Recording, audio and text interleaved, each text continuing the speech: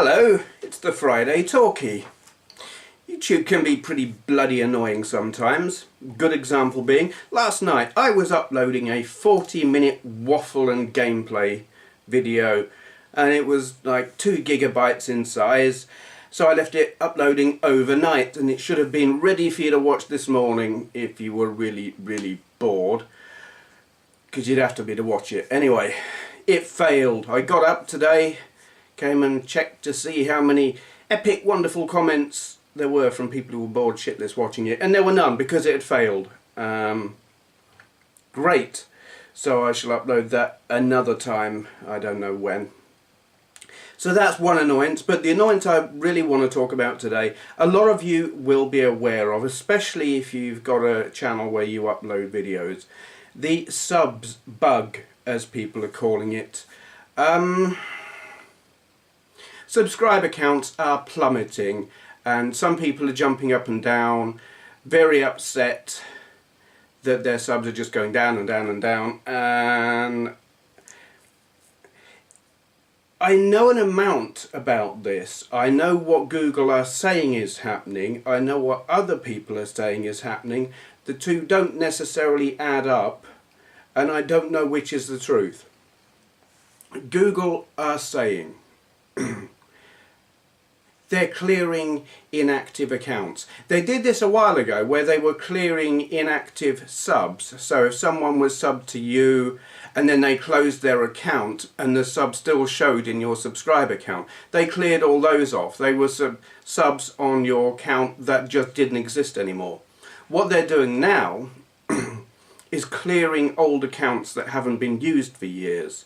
I don't know if that means they're actually deleting the accounts. I think it does. If it hasn't been used for donkey's years, they're getting rid of it. That's actually quite worrying really, because there might be some really good accounts out there, like channels that haven't been used in years but have really good videos on them. If they're deleting those, I find that disturbing because, well, like I say, we might lose some great channels. It might just be that they're removing those accounts from your subscriber list. I don't know. But anyway, but people are saying, but our views are down. You're removing real, live, active accounts. You must be, because our views are down. To which YouTube are saying, let me turn this around and show you.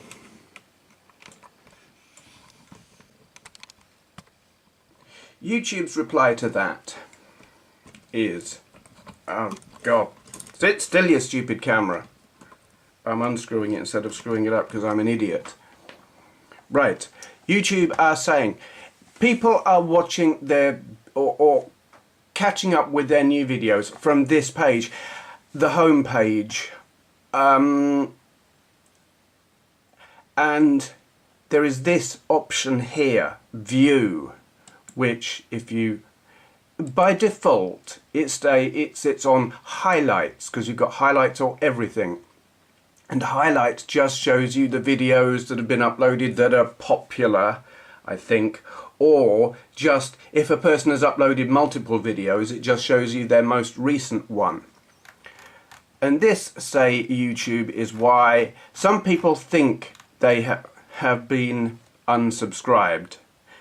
They're not seeing all of their favourite channels' videos, if any, so they must have been unsubscribed, when really it's just that they've got it on highlights instead of everything.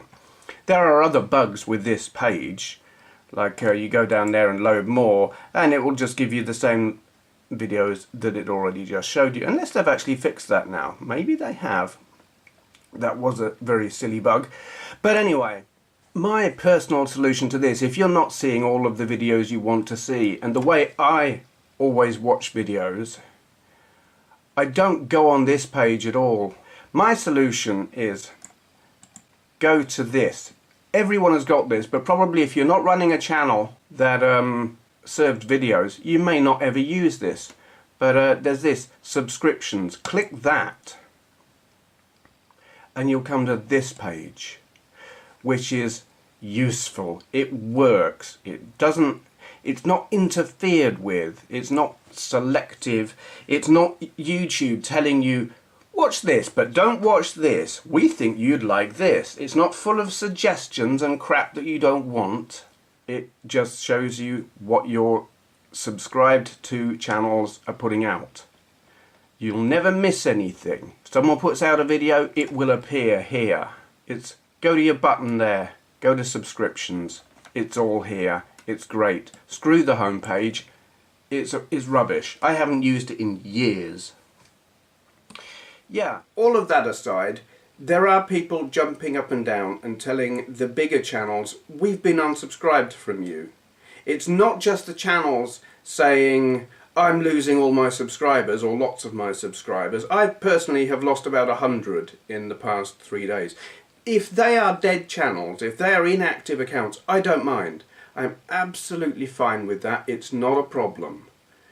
If my views are down because of the way the homepage works, well, fair enough. The best I can do is recommend or show people, if they hadn't realised already, you know, there's this option here or this other page here that's much better. You know, I can live with it. If YouTube are randomly unsubscribing active viewers from channels, there's a problem. I don't know if it's happening. I know bigger channels are getting lots of people messaging them saying, I've been unsubscribed from you and I didn't do it, YouTube did it. If this is real, if this is not just people using the homepage in the way that doesn't show them everything and they actually have been unsubscribed, this is a problem. What I am going to say is, this is the Friday Talkie. You know I do this video today. You may have come here from your homepage or your subscriptions page, or you may have just come to my channel because you know I do this today. Have a look at the subscription box at the top of the page. Is it ticked or green or whatever colour they make it these days? Are you actually subscribed, or have they unsubscribed you without your knowledge? Let me know if they have unsubscribed you. There is a person, and I will let me show you. There's a person you can reach on Google+. Yeah, who uses that? I sure as hell don't. Okay, here is a person on Google+, who I guess she works for Google. Margaret Healy. She is like our contact point for this problem. Yes, she works at YouTube. I will put a link down in the info bar. She is the person, you can leave her a message. Whether or not she gets back to you is irrelevant. What Google are saying is, we don't believe this is happening. If it's happened to you, give us the details, because people aren't giving the details. What they want to know is, who are you, what's your YouTube name, and who have you been unsubscribed from, and more or less when, I guess. I have been unsubscribed from a channel, and this is where it gets tricky. On the home page, if you look up somewhere on the top left-ish, it tells you how many channels you're subscribed to. And I was subscribed to 193. And then all of a sudden, I was subscribed to 192. I didn't unsub anyone. But because I'm subscribed to so many, and some don't upload videos every day, I can't look at that big list and say, oh yes, I've been unsubbed from so-and-so. I don't know who it is. So I now can't message this woman and tell her, I was unsubbed from this channel. It may be a channel that has been closed down by YouTube. It may be a channel that has been closed down by the user. It may be a channel where, for whatever reason, they decide, no, they don't like me anymore, they blocked me. I don't know why they would. I don't go around offending people if I possibly can. But these are all possibilities. But if I knew what channel it was, I would go and say, look, I was unsubbed. I would tell them who it was. What I've done is, whoops, I've written down, very long-winded way of doing it because I did it by hand on a piece of paper. How old school and retro is that? I've written down every single channel I am subbed to. And if I lose any more, I will be able to find out who it is and I will tell them. But if you find you've been unsubbed from me without your knowledge, let me know and I will send this woman a message, or you let her know. If you're on Google Plus and you want to let her know, don't bother with the whole YouTuber crap kind of message, because there's been an awful lot of ranting going on and it doesn't help. But, you know, just a quick message to her saying, I was unsubbed, my YouTube name is this, I was unsubbed from this channel on this day, just so you can see there actually is a problem. Because right now Google are saying there is no problem. They are basically saying, you don't know how to use the home page, you haven't been unsubbed from these channels, you're just stupid. They put up a blog post that is really quite insulting to YouTube users. I don't know what's happening. I don't know if people really have been unsubbed, or if YouTube are right and people are stupid. There are some stupid people in the world, but I honestly don't believe that everyone who uses YouTube is so stupid that they don't know when they've been unsubbed or not. So, yeah. I'm not jumping up and down and screaming like some people are. It's not the end of the world. I'm not upset about it in like, oh my god, I'm making a living from this and they're killing me, I'm going to leave YouTube. It's not.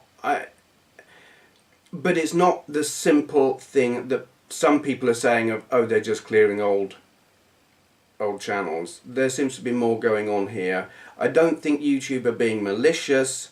I think they might be being a little bit blinkered in assuming that they haven't got a problem or a bug when perhaps they have. Anyway, that's that. Just something that went on for a lot longer than I'd intended. But anyway, I have other things to talk about that are retro gaming related. Yay! I want to answer a couple of tag videos. Okay, first one, tag response to chrismadagames, top 5 games from any genre. Cool video, nice subject, I like this kind of thing. What are your top 5 games in order from the genre of your choosing? Well, the genre of my choosing is racing games. Because that's my favourite genre. He did ask for us to show gameplay footage if possible. Sorry Chris, I ain't got the time, because it's on several different formats and I ain't getting them all out today. I've got too much going on. But I'm going to leave links, annotated link doofers down there somewhere, because I've done videos of all of these anyway, so you'll be able to have a look at them if you want to. Way to promote my old videos, eh? Okay, I'm actually having a really hard time deciding what order to put these in, because my top 1 is easy, and I'll tell you that in a minute. In fact, you almost certainly know exactly what it is. So, I mean, I suppose the order of the rest might be different depending on what mood I'm in on a given day. But I'm going to go for them in this order because I can't think of a better one. Number 5, Wipeout HD with the Fury add-on pack, I guess. God, my hair looks ridiculous. What's wrong with it? I washed it last night and slept on it. Never looks good after that. Doesn't matter what you do, it's a mess. That's beside the point. Wipeout HD with the Fury add-on pack. I struggled with Wipeout when it first came out, when it was on the PS1. Wipeout 2097. Wipeout 3, I think that was still on the PS1, could be wrong. I struggled with it. It was just too bloody hard for me. I've done videos and I'd smack into the side, scrub along the side, lose all my speed, lose every race. Couldn't really do it. Visually beautiful, but it was too bloody hard for a player like me. There were, what was it, Wipeout Fusion? Or, no, I can't remember what it was. There's a Wipeout, or maybe more than one Wipeout, on the PS2. I've got one. It doesn't actually play very well on my PS3. I've got my PS2 out now. I should see if it'll play properly on that, or if it's actually a bugged or knackered disc. Anyway, but by the time it came out on the PS3, they'd really made it, they'd balanced it properly so that even if you were crap like me, you could still play. You didn't automatically lose for just scrubbing along the sides a little bit. You know, it's just a whole lot more playable, and is possibly one of the most beautiful games on the PS3. I still, on that first track you get to, and I can't remember what it's called, but the first one I played anyway, I initially do badly because I'm just too busy like holding my pad and I was going to say looking, wow, look at that scenery, but all the scenery is there in front of you, but I'm too busy looking at the scenery because it's beautiful. It's absolutely gobsmacking. Yeah, I have video of that somewhere. I have HD video of that somewhere as well, which it was one of the things I used to test this here new camera. But anyway, that's my number 5. My number 4, I was kind of a bit torn here between Virtua Racing Deluxe on the 32X and Hard Driving on the Mega Drive, and shockingly I'm actually going to go for Hard Driving on the Mega Drive. Why the hell would I do a thing like that? Virtua Racing Deluxe on the 32X, and even Virtua Racing with the SVP chip on the Mega Drive, is a vastly better game. So why would I choose something clunky and slow like Hard Driving? Nostalgia. Absolute pure nostalgia. I played this game to death back in the 90s.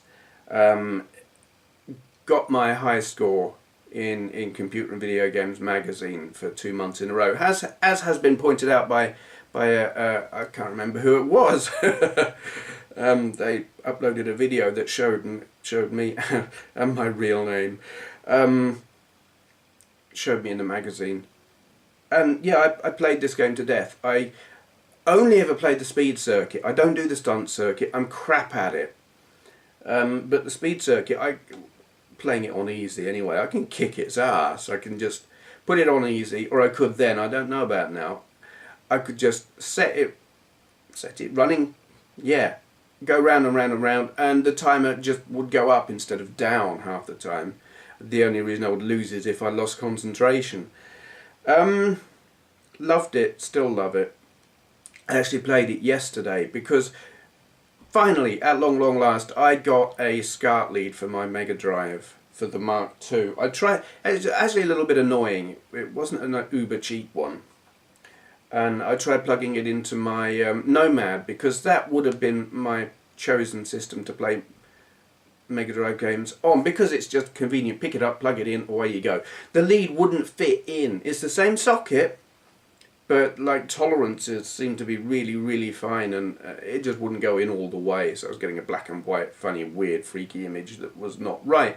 Managed to cram it into my 32X, because I've got my 32X plugged into my Mega Drive 2, and it fitted. It was a really bloody tight fit, but it fitted.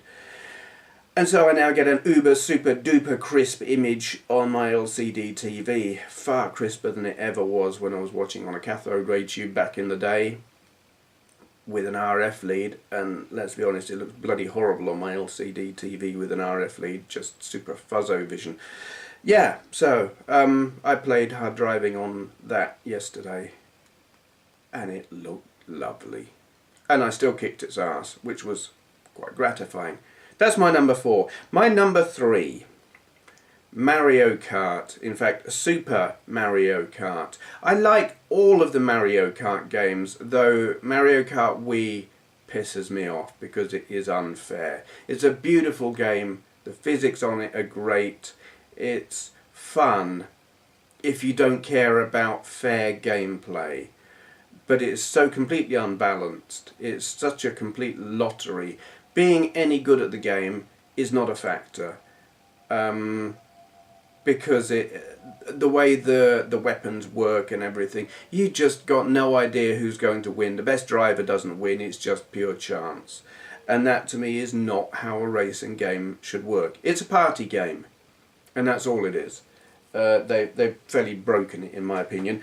But Mario Kart was at its purest, at its best, with Super Mario Kart on the SNES. They've never bettered it. They might have visually improved on it, but in terms of game mechanics and how it worked and the best driver could win, and there wasn't that stupid fucking blue shell. Super Mario Kart on the SNES. That's my number 3. My number 2. Jeff Crammond, Formula 1 Grand Prix by Microprose, or Microprose Formula 1 Grand Prix by Jeff Crammond, whatever. That's my number 2. I played that for years.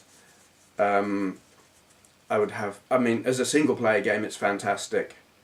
Anyway, especially if you've got a souped up Amiga and you use F1 GP Ed to tweak the frame rate and update the car driver list. So you're not using the defaults. You can keep it all up to date and have the current season, teams, colours, drivers, and performance levels.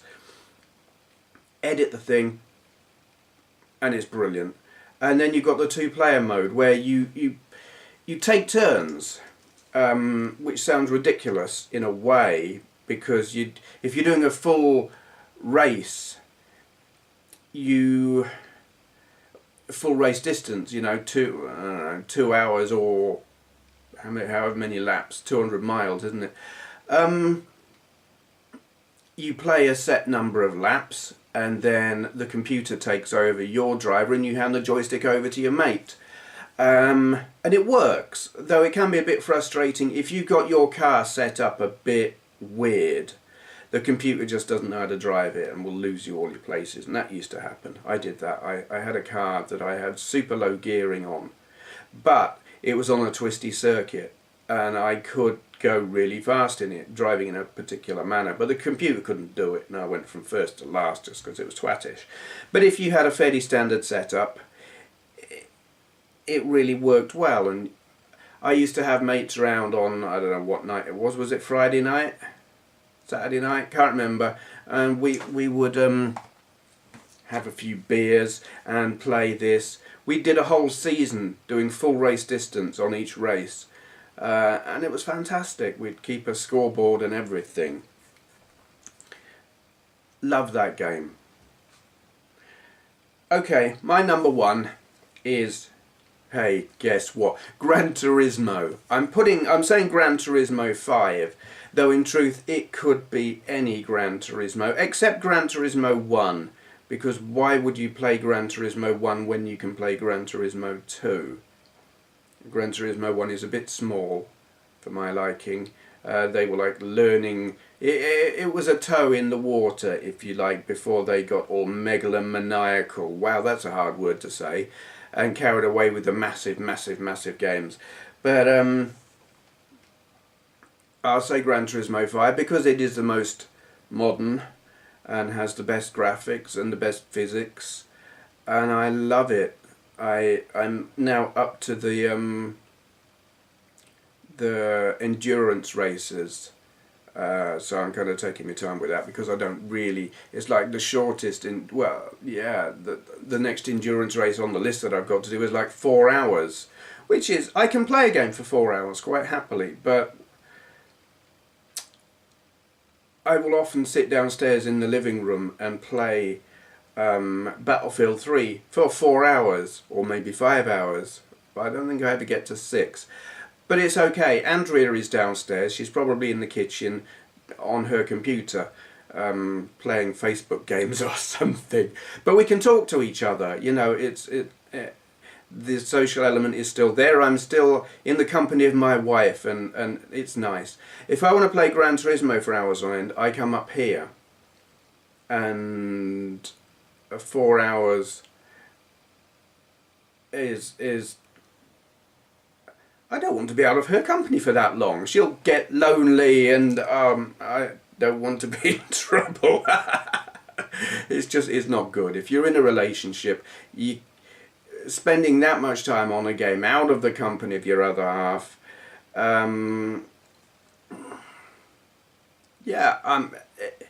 it's not, I wouldn't be in trouble, but I think 4 hours, and then when you've got these other games, like you got some 8-hour races and then 24-hour races, okay, you can save the game now mid-race.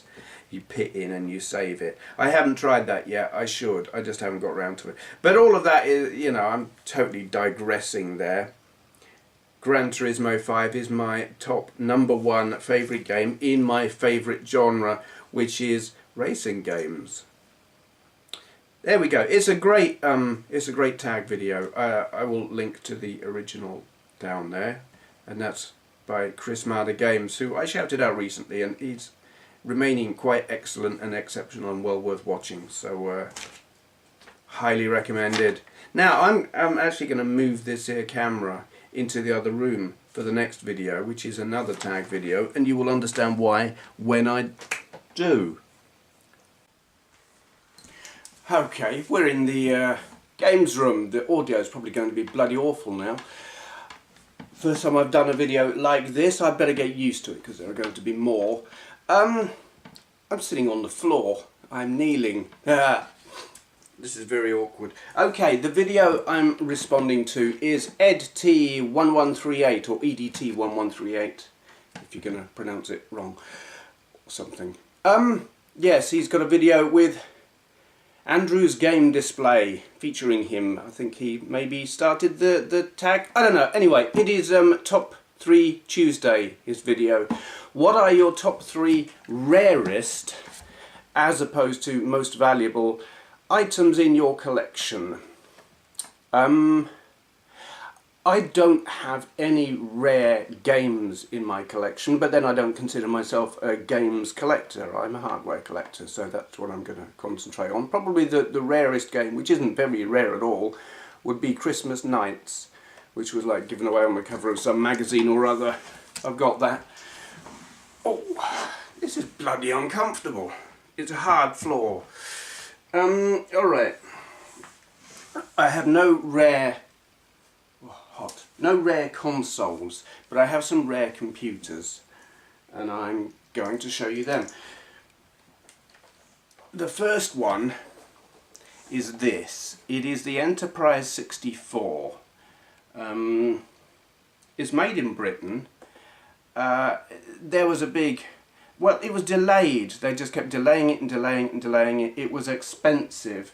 They had to make lots of compromises on the design to try and keep the costs down by not putting actual sockets on the back. They're all edge connectors, which is completely crap if you ask me. You need a joystick adapter to plug a joystick in it. But it's cool in that it's got a built-in joystick on it. Though it's fairly useless if you actually want to use it, because the end comes off. Very often if you see one of these on eBay, it hasn't got the end on it. How rare is this? They made 80,000 of them. Not very many of them sold in the UK. When they didn't sell, because Amstrad beat them to market, and the Amstrad is very comparable in terms of, well, keyboard design for a start. But general performance, this and the Amstrad are very, very level. This has slightly better sound, but that's about it. So when Amstrad beat them to market, they shipped them all off to Hungary. These here, there's a 128K model, which is the one to have, because much of the software, I mean, there was a massive homebrew market. Well, in Hungary basically. They converted lots of Amstrad and Spectrum games for it, which with the Amstrad probably wasn't a big deal or hard to do. And you can get loads of the 128 games on the interwebs. The 64K model like this, they come up on eBay, I don't know, 5 or 10 a year perhaps, and they sell for, I've seen them sell for usually around 150 quid. I've seen them go for 250, 300. There was a point where they were selling for about £300, which was fairly crazy. It's probably worth about £170, give or take a bit. If you do buy one, you need that cartridge. That's the basic cartridge. You're kind of screwed without it. So that's the Enterprise 64. I don't know why I'm putting it back down there, because I'm going to show you the next one.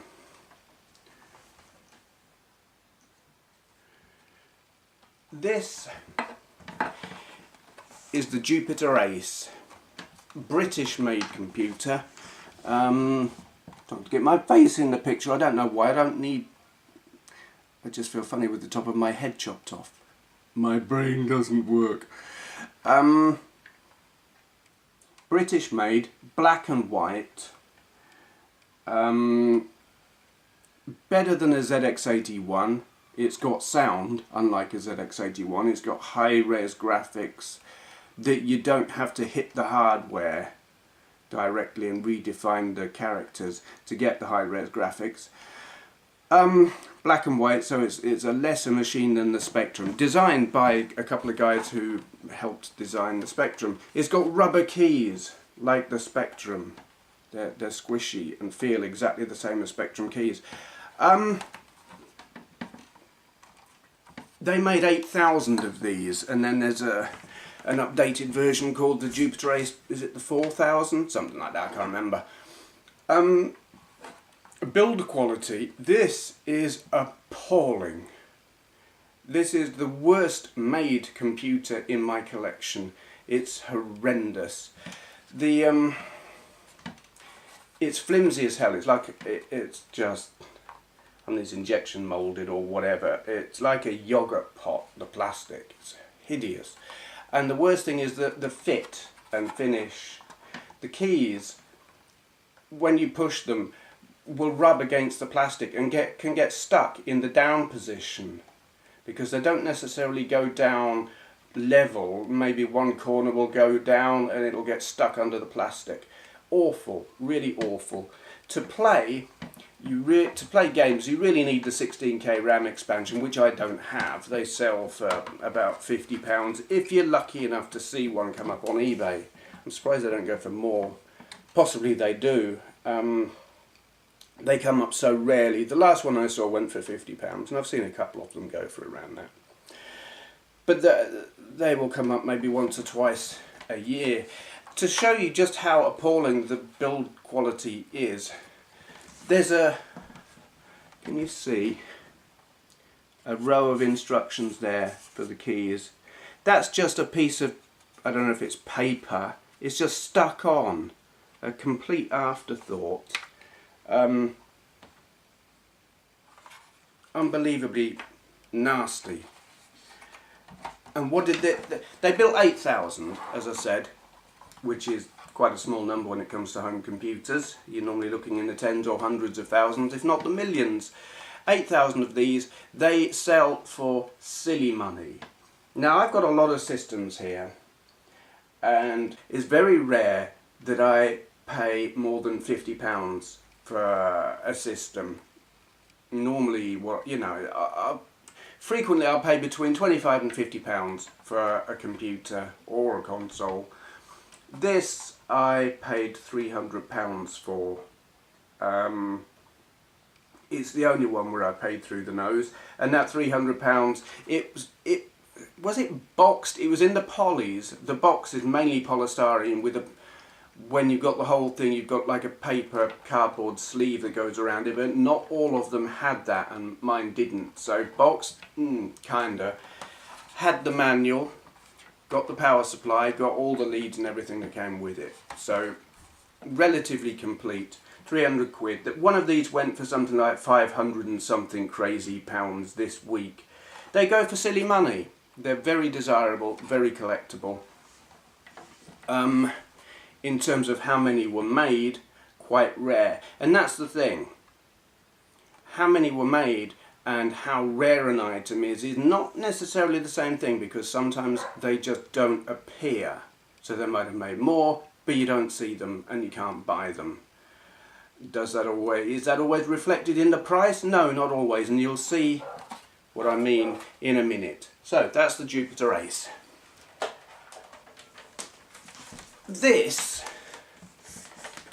is the EACA Color Genie EG2000. I'll just call it a Color Genie.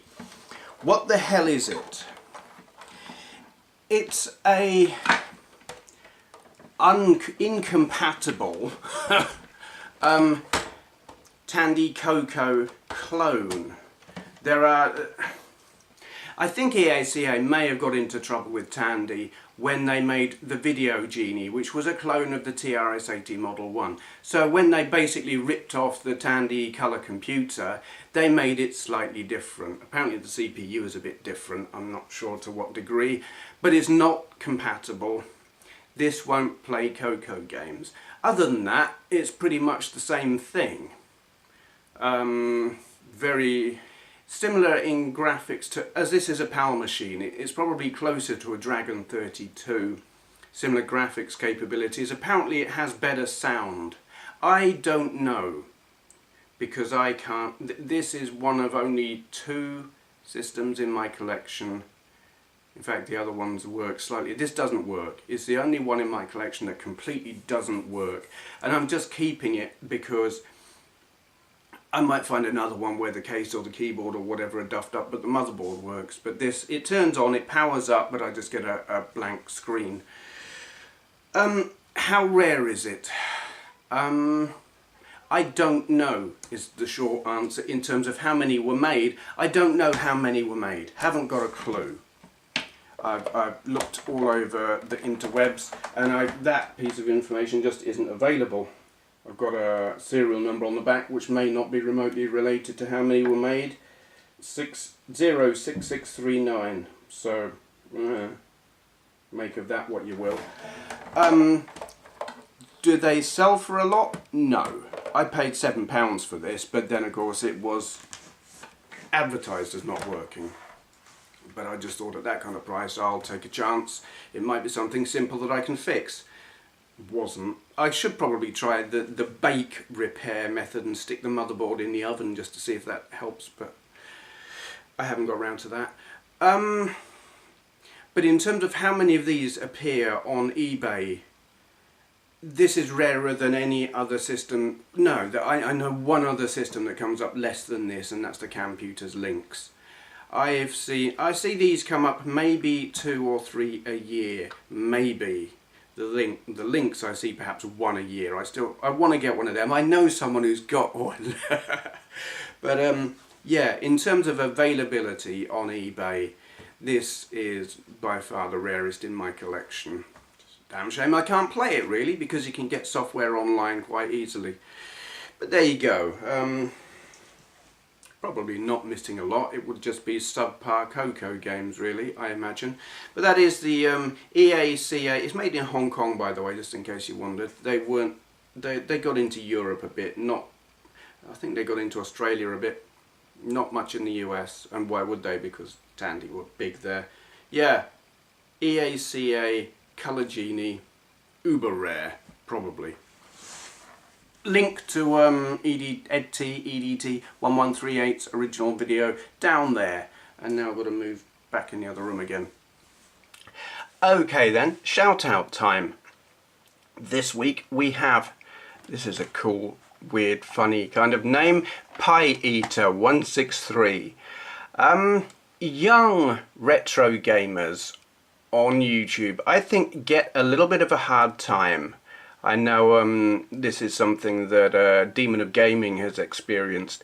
There is a thing in retro gaming where us old gits who were around back in the day, grew up with this stuff back when it was contemporary, don't necessarily take some younger retro gamers seriously, because what can they tell us about these things that we don't know already, because we were there at the time. And that is probably quite disheartening for some younger retro gamers. This is a younger retro gamer, Pie Eater 163. I don't know exactly how old he is. If he says, I haven't found out. But I like what he's doing here. There is nothing unique about what he's doing. You won't learn anything you don't know already. But what he's got is that fresh look. He's not someone who's played these games for 30 years, so you know them inside out. Now, he may have been playing them all of his life, I don't actually know. But what you get is that a fresh look from a perspective that if you're an old git like me, you don't have. It's kind of looking at old tech with new eyes, and I think that's something worth, what's the word? There is value in this kind of view, this kind of perspective. It's worth encouraging, because at the end of the day, we're not going to be here forever. And this is something Demon of Gaming said. We're not going to be here forever. And so if we don't encourage the next generation of retro gamers, all of these things will be forgotten. So I think channels like this, they deserve to be encouraged. Will you learn anything new? No. Will you see a perspective that isn't necessarily yours? Yeah. You've got system reviews, NES, you've got gameplay videos. I kind of chuckled where he's playing tennis on the Master System because he didn't get on with it, he didn't like it. I can't remember if I don't like that. There are 8-bit tennis games that I struggle with, like tennis on the NES. God, I loathe it. Though I love Mario Tennis on the Game Boy. But anyway, that's beside the point. He's not backward about saying if he doesn't like something. He's straight, this is what I think about this. If he doesn't like it, he'll say, this sucks, or this is crap, or whatever. And I like that. There's no holding back. If he likes something, he'll say so. If he doesn't like it, he'll say so. And he'll tell you why. And really, what more could you ask for than that? He's at 4 subscribers. Which just goes to show how YouTube really doesn't help the little guy. In fact, that seems to do everything it possibly can to hold them back. So I kind of want to give him a bit of a helping hand here. His video output, like, what have we got? 14 videos in 7 months. I hope he does more. There was obviously a gap here. That one was 2 months ago, where this one was a week ago. I hope he continues and does more. He hasn't said, or if he has, I've missed it, but I wonder, you know, has he been disheartened and maybe at this point thought, no one's watching, I give up, and then thought, oh, I'll do another one anyway. Possibly a classic example of where encouragement is needed, and I want to give that encouragement. Do some more. I'll watch. Yeah. Pie Eater 163. That was another classic example, actually, of a channel that I'm shouting out that I wasn't subscribed to. I just had him in my bookmarks. I did just subscribe. Hey, look. See. I put my, let's say, my money where my mouth is. I'll put my subscriptions where my mouth is. Okay. Very well produced and slick polished production here. I know what I'm doing. Not. Closing comments then, because even though I never do what I say I'm going to do, I will keep doing closing comments because people seem to like them because you're all strange. What's coming up then? More of the same? Well, kind of. Keeping up with the gameplay videos. Like I say, I did this massive rambling waffle of a gameplay video last night that failed to upload. It's 40 minutes that you probably shouldn't watch. I'm not talking about the game much, well, a little bit, but there's some random stories about stuff. I'll put that up sometime this week. It's going to be an overnight upload because 5 hours is crazy, and I hope that it doesn't... They say I aborted the upload, did I? Hell. What else? I am making progress with the system collection video. Obviously it's not up yet this week. It's probably going to... I don't know how long it's going to take to do, because I am going to pull out each system and put it on that little desk thing that you saw just a minute ago and talk a bit about it. Not in massive depth, but even if I only talk as much as I spoke about these 3 systems just now, I've got around 100 systems to talk about. Some of them I can group together, but it's going to take a little while. I have got all of the preamble and all of the quick look around at what's on the shelves and how it's laid out done. So it's not just a case of me procrastinating. I am working on it. It will be done. It's going to take more than a week. It's going to take more than 2 weeks, which means it's going to be more. I'm on holiday in actually, what have we got?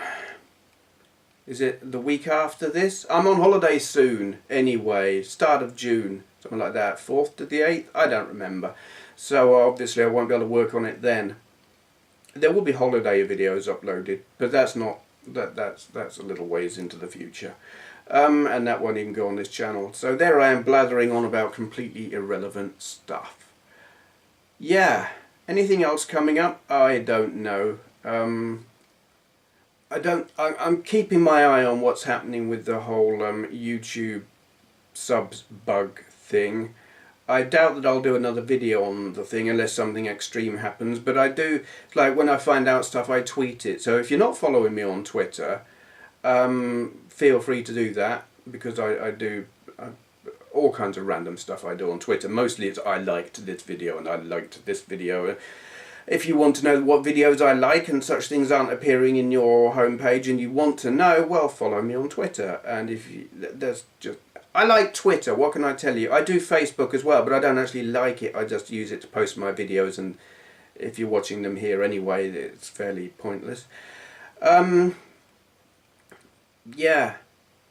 Having said all of that, things like Facebook and Twitter and Google Plus are really useful when you have got stupid bugs like the one that's afflicting people. If you're not seeing videos, if you have been randomly unsubscribed, the other social networks, and frankly I wouldn't use Google Plus, because I think if Google are screwing things up so badly here, they don't deserve people's loyalty on crap like Google Plus, because let's be honest, it's crap. Yeah, Facebook, or better yet, Twitter. Get yourself on them and find out who's uploading what, because lots of people are on there, and when they upload they do say so on there. That's what I do. I'm rambling. I'll shut up now. Thank you for watching.